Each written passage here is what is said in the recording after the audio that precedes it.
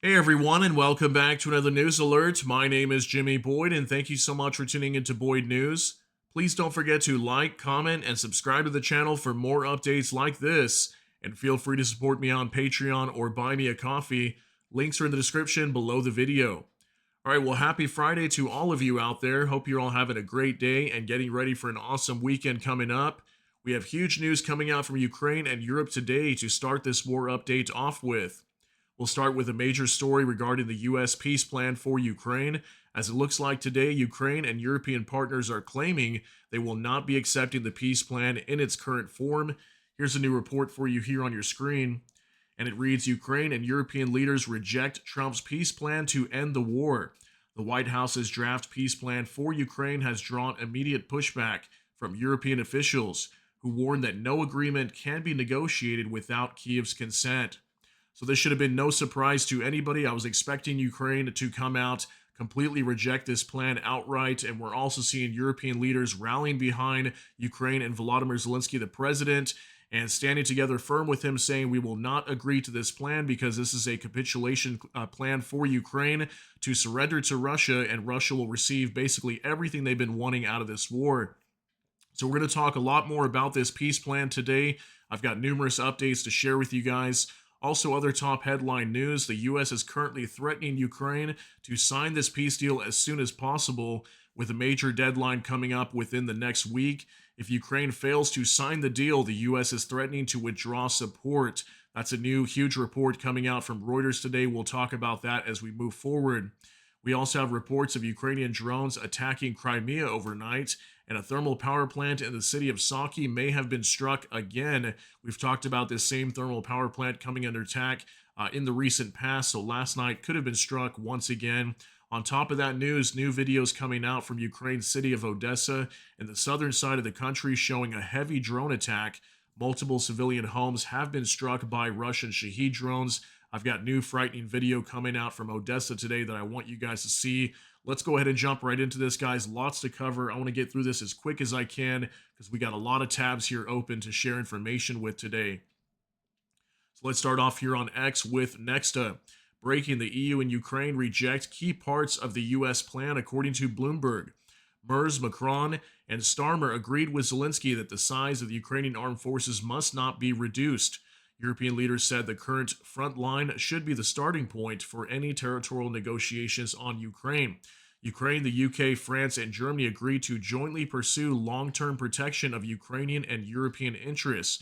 Earlier, Suspilne, which is a mainstream news reporter, or mainstream news outlet, out of Ukraine, reported that Zelenskyy held calls with Macron, UK Prime Minister Keir Starmer, and German Chancellor Friedrich Merz to discuss the proposed peace plan for Ukraine. So yeah, it was just in the last couple hours apparently that they held a phone call, and that's soon after when Bloomberg started to report. As you can see here, Ukraine and European allies reject key parts of U.S.-Russian plan. Okay, so there is going to be some amendments, as I mentioned yesterday, some other videos we talked about with this whole peace plan.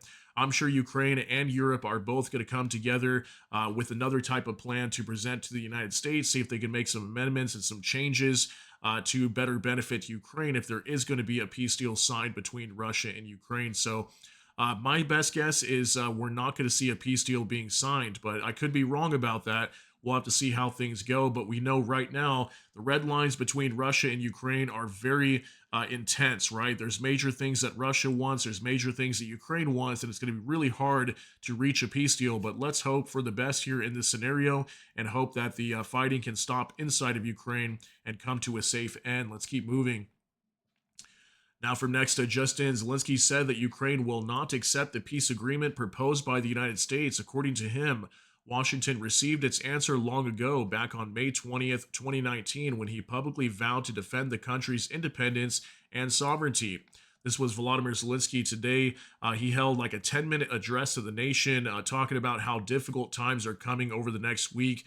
I'll show you guys some of the statements coming out from his address here in just a little bit, but this was basically him in the video stating that they would not be accepting this peace plan that's proposed by the United States in coordination with the Russian Federation.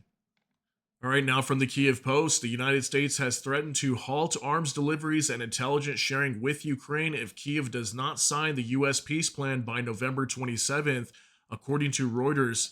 Here's a report today. U.S. threatens to cut intel weapons to press Ukraine into peace deal, according to sources. Okay, so this did not surprise me at all. I don't know why. For a long time, I had a feeling that the U.S. was going to do this to Ukraine, force them into a rough position, and threaten to cut off all support, including intelligence sharing here. So if you notice, they want Ukraine to sign this peace plan by November 27th, which is basically Thanksgiving Day. So it's really not a whole lot of time. They're really forcing Ukraine to do this now while they don't have a whole lot of time to think about it. While on the back end here, threatening to withdraw all support for Ukraine. So this is not good to see out of the Trump administration. Ukraine's capitulation is coming quicker than ever to Russia, with the pressure behind the United States here. So far, again, we're hearing that Ukraine is not going to agree to this peace deal. So we're going to have to see what happens coming up next week. I've got more details regarding some more events that will unfold over the next week leading up to this deadline. And here's another report from Nexta. Zelenskyy commented on his phone call with the leaders of France, the UK, and Germany. A joint conversation with Emmanuel Macron, Keir Starmer, and Friedrich Merz. We discussed a peace plan for Ukraine and all of Europe. We appreciate the efforts of the United States, President Donald Trump, and his team to end this war. We are working on the document prepared by the American side. It must be a plan that ensures real and dignified peace, the Ukrainian president wrote. So far, we're not getting a whole lot of reports coming out from Zelenskyy. He's being pretty discreet for the most part. He'll make little statements like this, but he actually mentioned yesterday that he wouldn't be commenting much on this peace plan right now, as obviously there's a lot of negotiations underway, between Ukraine, the United States, Europe, and whatnot. Not a whole lot coming out from Russia, but we do have some information from them today. Here's another one from Lord Bebo. Kyiv disagrees with several points of Trump's plan. There are unshakable red lines that Kyiv is not prepared to cross, says Ukrainian UN Ambassador Kristina Gyovishin, if I'm saying her name right. Kyiv opposes ban on joining NATO, reduction of Ukrainian armed forces, and U.S. proposal for Ukraine to withdraw from the Donbass. So this was like a 3-minute clip of her speaking at the UN Security Council meeting yesterday, and that's what basically she was saying. She was also mentioning that the land inside of Ukraine is not up for sale. Okay, these are unshakable red lines that Ukraine will not give into. They will not take themselves out of the fact of joining NATO. They want to be able to join NATO at some point. She was also mentioning that, Ukraine is a sovereign nation. They should be able to make their own decisions on which alliances they join in. Talking about reduction of Ukraine's armed forces, that they will not decrease the size of their military. Obviously, that's a bad idea. What if they get attacked by Russia again? And then withdrawing from the Donbass. We've heard this already, that Ukraine will not do that, okay? There's major fortifications in the Donetsk region right now. If they just gladly give that over to Russia, Ukraine will be very vulnerable to a major attack again, and the Russians could move very quickly, as opposed to right now, the Ukrainians are holding them back in the Donetsk region. So crazy news. Here's another one, Max 25. U.S. Permanent Representative to the UN Mike Waltz stated that the U.S. offered Russia generous conditions, including the lifting of sanctions, so Washington is ready to impose additional economic sanctions against the aggressor country and continue supplying weapons to Ukraine if the Kremlin continues to ignore calls for a ceasefire.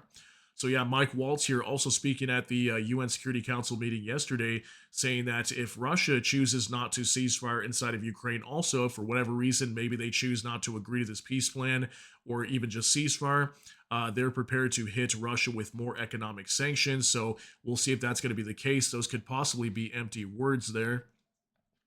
Now, Sean Pinner, the new peace plan is nothing more than a list of points to satisfy Putin. It's a very bad plan, Politico reports, citing a senior European official. The EU is openly disappointed with the U.S. proposal for resolving the war in Ukraine. According to the publication, European leaders have realized that even approving major funding for Ukraine hasn't earned them a meaningful seat at the negotiating table, a clear sign their efforts aren't being taken seriously. I personally think this has completely compromised Trump. Something is terribly off, really, really off. Anyone still hoping he'll suddenly come to his senses must surely be asking themselves whether their country, the mighty USA, is being compromised right in front of them. Here's a report from Politico. Europe to Trump. Your Ukraine peace plan is no plan at all. Share your thoughts in the comments on this. How do you feel about this peace plan? I'm sure most people are probably not okay with it. It obviously favors Russia more than it does to Ukraine. It also puts Ukraine in a very weak position to possibly be attacked again.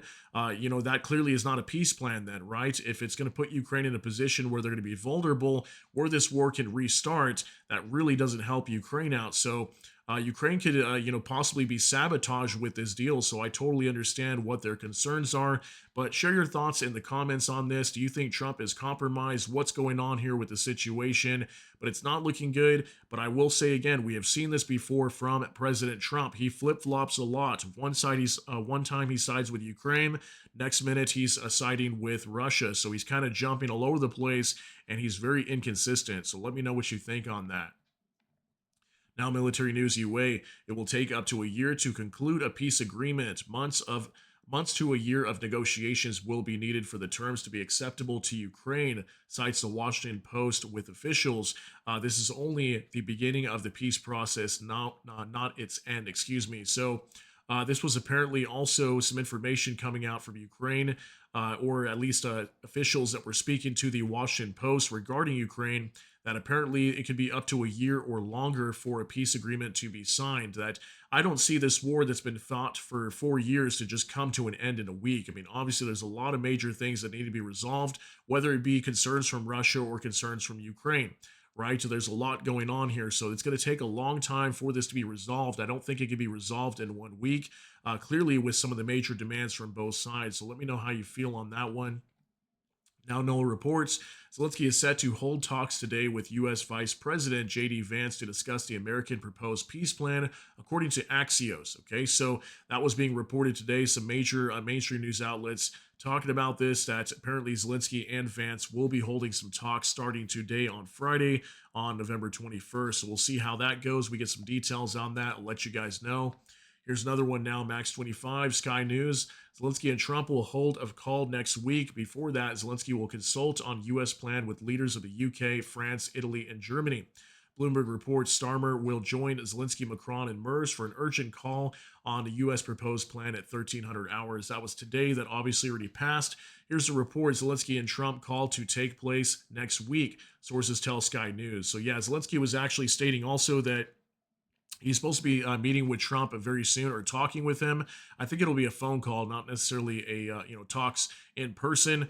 But we'll have to see what's going to happen. We're still hearing from the Ukrainian side they are open to negotiating, but clearly today they did reject the peace plan coming from Trump, and they want some amendments to this plan to be more in favor of Ukraine.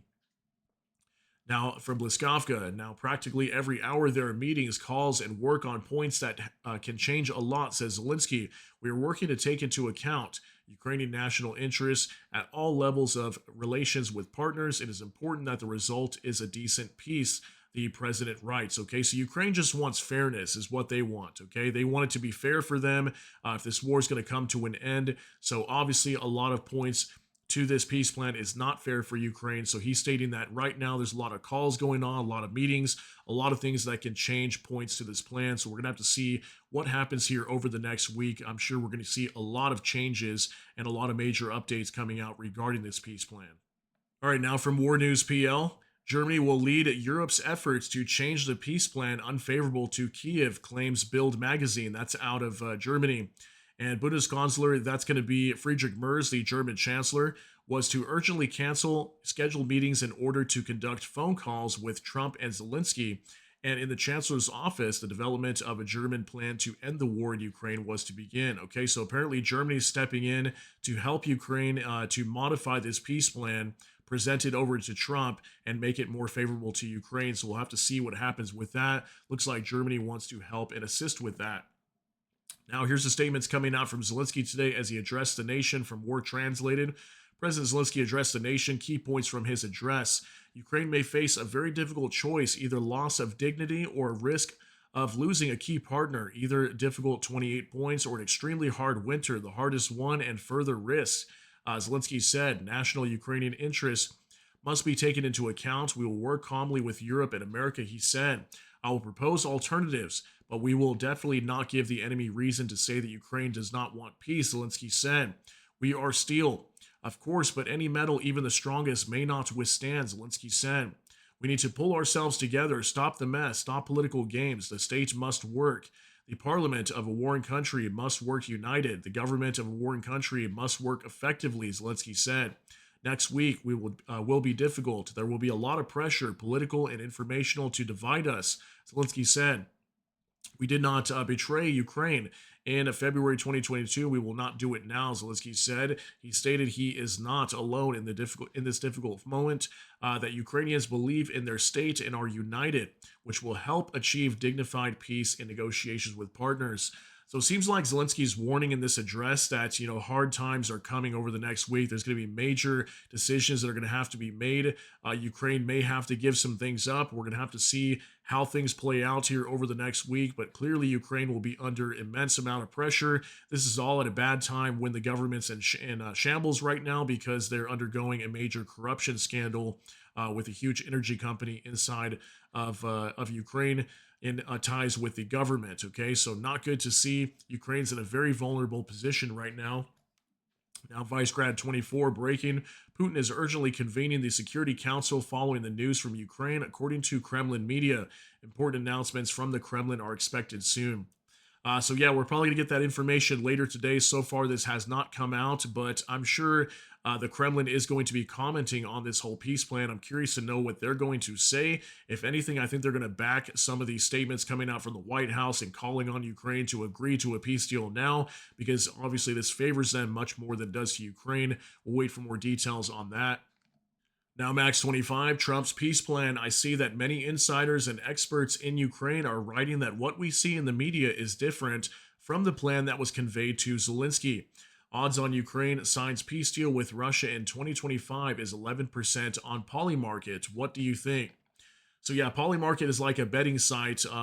And yeah, it says here Ukraine signs peace deal with Russia in 2025. So they're saying it's 11% chance that Ukraine is going to sign this by the end of the year. So I think personally we're not going to see any signing of a deal, but maybe if there's some major amendments that are changed, possibly, right? But that means that Russia's most likely then not going to agree to it also, because they've got some major demands that we know Ukraine will never agree to. So it kind of just spins around in circles. So really, what most people believe is the real way to end this war is put heavy pressure onto Vladimir Putin and Russia to end this war, or maybe their economy is going to collapse or whatever it might be, and then they can no longer fight inside of Ukraine. So obviously, major things going on in this situation. Let me know what you think on the Poly market today. Now, Bliskovka, yesterday, Zelensky requested changes to the new peace plan. The U.S. team agreed that some points could be adjusted, writes the Washington Post. However, Ukraine still does not understand which points are being referred to. The document will first be signed by Zelensky and Trump before it is presented to the Russians, writes the publication. Here's a report: U.S. pushing Ukraine to sign peace deal by Thanksgiving or lose support.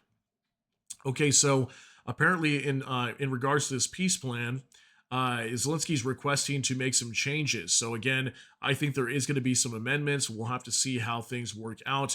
I'm sure this will probably come after some point next week, whenever Zelensky and Trump hold some talks. All we're hearing today is the most that they are rejecting this peace plan. So again, amendments will be coming next. Let me know what you think on that. Now, military news UA, Trump's plan for peace in Ukraine provides for security guarantees modeled on NATO, according to Axios. This involves a 10-year security guarantee under which the United States and European allies would consider any future large-scale attack by Russia on Ukraine as an attack on the entire transatlantic community. This means the United States and Europe would be able to respond, including with the use of military force after urgent consultations. The document includes signature lines for Ukraine, the United States, the EU, NATO, and Russia. Here's a report here. Trump peace plan for Ukraine includes NATO-style security guarantee. Now, that's interesting, but it does state here only 10 years. Why only 10 years? Why isn't it infinite? Obviously, Ukraine's not in NATO, so maybe they're just kind of giving them like a temporary amount of security or support here. But yeah, apparently the U.S. and Europe could respond. Now, that's the big question, is they could, right? So what if they choose not to? This seems like another Budapest memorandum to me. If Ukraine gets attacked 10 years from now, they might be back at square one again, right? And then Europe and the U.S. are not going to respond. So we're going to have to see what happens with that. But that was a huge detail coming out today. Now, next, London is preparing a plan to send troops to Ukraine after a ceasefire, Bloomberg reports. Britain is considering deploying forces for peacekeeping, training Ukrainian troops, participating in air policing. It is also discussing expanding the Black Sea group with Turkey, Romania, and Bulgaria to conduct demining and open sea routes. According to the outlet, more than $100 million is planned for the initial expenses. Here's a report from Bloomberg. UK steps up plan to send troops to Ukraine as US revives talks.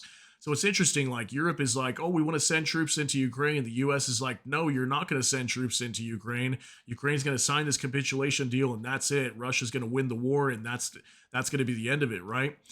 So it looks like the UK is still planning on deploying these troops into Ukraine. They're expecting the war to come to an end in Ukraine's favor, and we have European troops on the ground inside of Ukraine to ensure their sovereignty. We'll see if that's going to be the case, but they're still preparing for that now.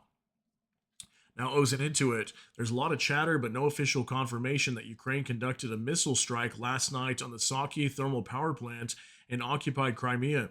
Locals reported several explosions, and at least one Russian spotter channel reported that the Zelenskyy thermal power plant was under attack. Here's a report on Telegram. It says Zelenskyy thermal power plant, Saki, Novofedorovka, and nearby drone alert. Okay, so they're talking about drones, and apparently some people were stating that there could have been a missile attack from Ukraine on the Saki thermal power plant, but that has not been confirmed yet. Here's video now from Exile Nova Plus, Saki, Crimea.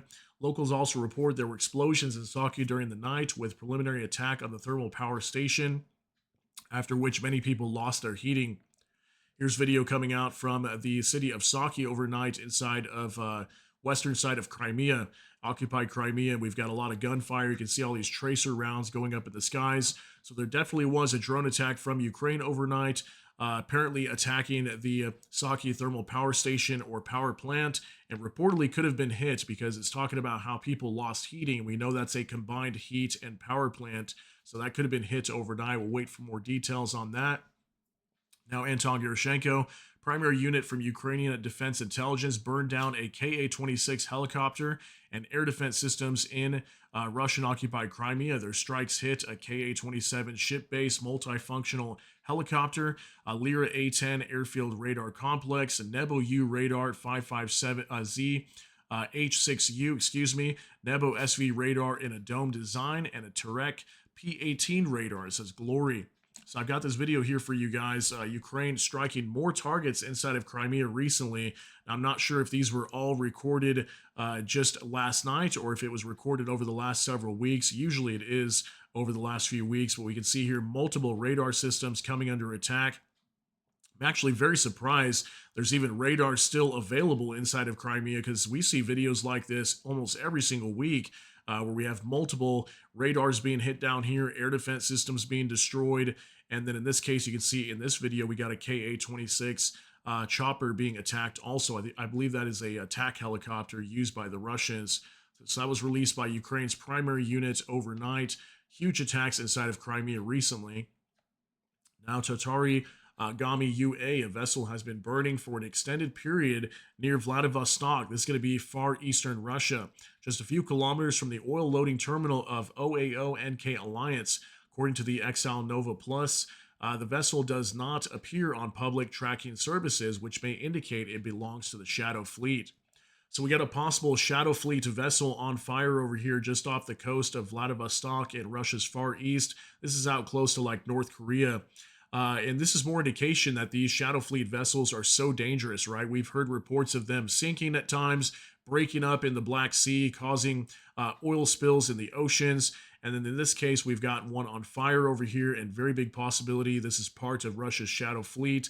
Still waiting for details on this, but you can see a huge fire out here in the ocean off the coast of Vladivostok. Now, we're translated. Odessa faces a massive drone assault with Shahid and Gerbera drones flying just above rooftops. One drone hits a building under construction.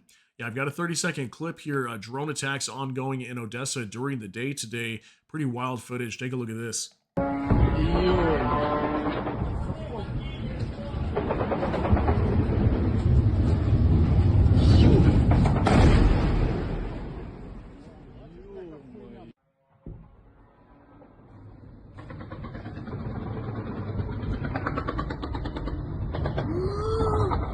All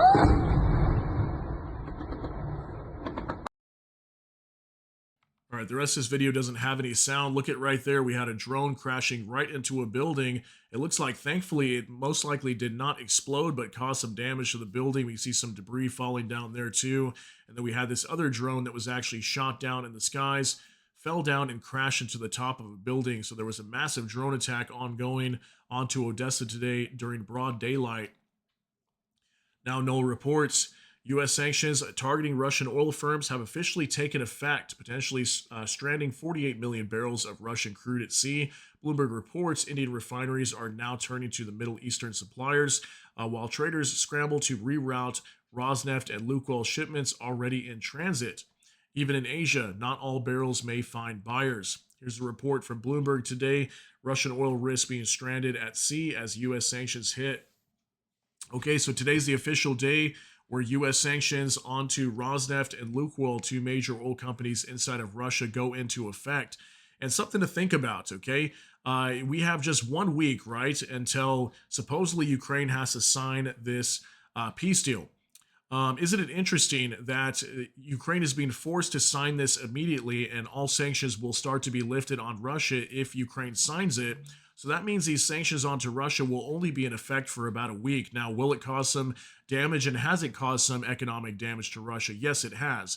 But if you notice how this plan just completely benefits Russia, and then on top of that, these sanctions will be lifted in a very quick time frame. So it almost seems like there could have been some plan where it's like, hey, Russia, we'll have to hit you with some sanctions for a short time, but we'll relieve you very quickly as we pressure Ukraine into agreeing to this capitulation deal. That was something I thought about personally. You guys can let me know what you think about that, but I think it's interesting, the timing of all these sanctions coming into Russia, now these reports of Ukraine having to sign this peace deal and not have a whole lot of time to think about it, or the U.S. going to withdraw support. Absolutely wild what's going on here, but apparently, according to the information today, these sanctions are into effect onto Russia. Now, no reports. India's Reliance Industries has stopped importing Russian crude for its massive Jamnagar refinery effective November 20th. This comes ahead of U.S. and EU sanctions deadlines targeting Rosneft and Lukoil. From December 1st, all product exports will come from non-Russian oil. Europe makes up 28% of Reliance's export market. Here's Reuters today. India's Reliance stops importing Russian crude for refinery operations. So we're hearing, major companies inside of India that handle oil, they're no longer importing Russian crude, okay, for refinery operations. So again, it's still affecting Russia. It definitely is. They're probably losing millions, if not billions of dollars due to these sanctions. But I'm curious to see what's going to happen if Ukraine does not agree to these sanctions. Is the U.S. going to keep them into effect? I'm wondering on that as well. We'll have to see how things turn out here over the next week. Now, Maria Drutska, more signs Russian oil exports are sinking. Primorsk exports down 73% last week. In 3 tankers versus 9, Ust-Luga down 40% versus last year. Novorossiysk and Tuapse way down due to strikes. Oil and gas revenue down 21% year to date, or 2 trillion rubles, make Russia broke again. Yeah, this was a big report just starting to break yesterday afternoon. Trump sanctions have paralyzed Russia's largest oil ports on the Black Sea. So what we're hearing, the port of Primorsk up near Ust-Luga, they apparently have only, over the last week, exported 3 oil tankers versus the normal 9 is what they do over there, okay? Then on top of that, the port of Ust-Luga is down 40% compared to last year. The port of Novorossiysk and Tuapse that have come under attack recently are currently down or still being repaired right now.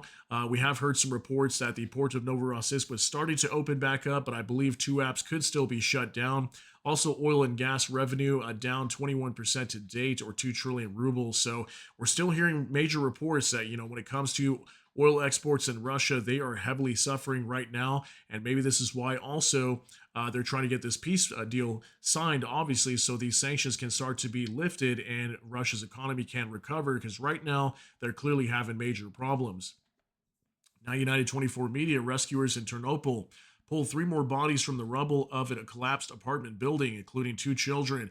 The State Emergency Service reports the death toll from the Russian missile strike has risen to 31, with 94 injured and 13 people still missing. Absolutely horrific, guys. And think about this too when it comes to this story that we've been talking about multiple times this week, ever since Wednesday when this attack was carried out onto Ternopil. We're hearing also that everybody's going to receive full amnesty in this war. All these Russian soldiers that carried out these massive attacks onto Ukraine, they're all basically going to receive a pardon.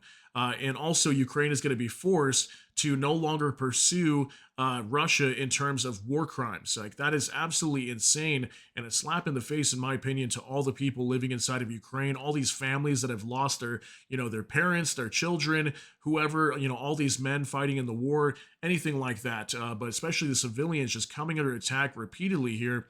This attack has risen to 31 deaths now, guys. That is absolutely horrible. I think just the other day it was at 25 on Wednesday when this attack was initially reported. You can see this building collapsed right here and was hit by a Russian Kh-101 cruise missile. Absolutely horrific information that's been coming out recently. Max 25 Firepoint plans to field its serial ballistic missile this year, which will be produced in large quantities. The short-range ballistic missile will be called the FP7. A new modification, FP9, with a range of 850 kilometers, is planned to be launched by the middle of next year. As for Flamingo cruise missiles, they are already producing 3 per day. So we've been hearing about this company Firepoint that produces the Flamingo cruise missile. We've talked a lot about this before. We also know they are working on ballistic missiles also. So don't be surprised in the near future, if this war still continues, that we start to hear Ukraine deploying ballistic missiles onto Russia, because they've got the FP7 and also a modified version of FP9. Those will be announced here very soon, and Ukraine will probably start deploying these. Now, Vicegrad 24 breaking: Norway, Ukraine, and Poland will start producing Ukrainians Seawolf naval drones in Poland. Great news to hear about this. We know these naval drones are used a lot down near Crimea. These were also used on the attacks on the ports of Novorossiysk and the port of Tuapse. Those are major oil export ports for Russia. And apparently Norway, Ukraine, and Poland are going to be doing some joint work together, and they're going to start producing these directly inside of Poland to help out the Ukrainians. So great news to hear about these with these naval drones. Now, war translated. All major thermal and hydro power plants in Ukraine have been damaged by enemy attacks, Ukraine's energy ministry reports. This is horrible, guys. I mean, we have been reporting a lot recently that Ukraine's energy sites are being attacked repeatedly. Okay, with all these missile attacks, that's usually what the Russians are going after. Aside from residential buildings being hit by drones and missiles, a lot of these sites are energy sites. Okay, and Ukraine's energy ministry reporting today, all major thermal and hydro power plants have either been damaged, some of them even destroyed. This is why Ukraine is suffering with electricity right now. They're having to bring in a lot of liquefied natural gas from other nations. They've also stopped exporting electricity out of their nation. They're very short on energy supplies right now and heating for gas. Okay, so not good to see as we go into winter. But we heard from Kirill Budnov, the head of the GUR, their intelligence directorate in Ukraine. He stated the other day, I think it was yesterday actually, that they're going to be fine during the winter, is what he said. It'll be difficult, but they will be okay, is what he was saying. So let's hope that he is right about that. Now, Bliskovka Air Defense Forces of Ukraine destroyed 95 out of 115 Russian UAVs. 19 attack UAVs were spotted at 12 locations. Debris fell at 4 locations. Chernihiv, Dnipro, Kharkiv, Odessa regions suffered the most. In addition, the enemy struck the city of Zaporizhia with guided aerial bombs. 5 people were killed in the strike. Very sad to hear about that. So 115 drones going into Ukraine overnight, 95 of those either being shot down or suppressed by electronic warfare. Again, we've been seeing very good numbers coming out from Ukraine recently. Very few drones are actually passing through Ukrainian air defense systems, although we did have some strikes like in Odessa today. Good majority of these shot down or suppressed from Ukraine's defense forces. Now, Kyiv Independent, these are the indicative estimates of Russia's combat losses as of November 21st, according to the Armed Forces of Ukraine. Here's our final report, guys. Russia's losses as of November 21st: 1,050 troops, 3 AFVs, 65 vehicles and fuel tanks, 0 tanks, 20 artillery systems, 150 UAVs, and that is it. Okay, so these numbers really just tapering off a lot. I'm not sure why. Really seems like the Russians are not launching a whole lot of attacks, but no anti-aircraft warfare systems again today being destroyed like we usually see. Same with multiple launch rocket systems. 20 artillery systems. We've been seeing on average about 15 for the last 4 days now, up a little bit more today at 20. 0 tanks, 3 AFVs, very low numbers here, just like vehicles and fuel tanks. All these numbers have been extremely low over the last 3 to 4 days also. And then troop numbers about average, up a tiny bit more than I would say, usually about 900 or so is what we typically see. So troop losses up a little bit on the Russian side. But aside from that, guys, I want to thank you so much for tuning in for today's update on November 21st, 2025. Hope you all have a great Friday out there. Take care and be safe, everyone. Let me know what you think about all these details down below in the comment section. That's going to be it for today's update. If you got something out of this, please smash that like button. Also, if you enjoy my content, please consider subscribing down below. Hit the notification bell. That way YouTube can notify you. And with that, hope you all have a great day. Everybody take care and God bless. And we'll see you in the next one.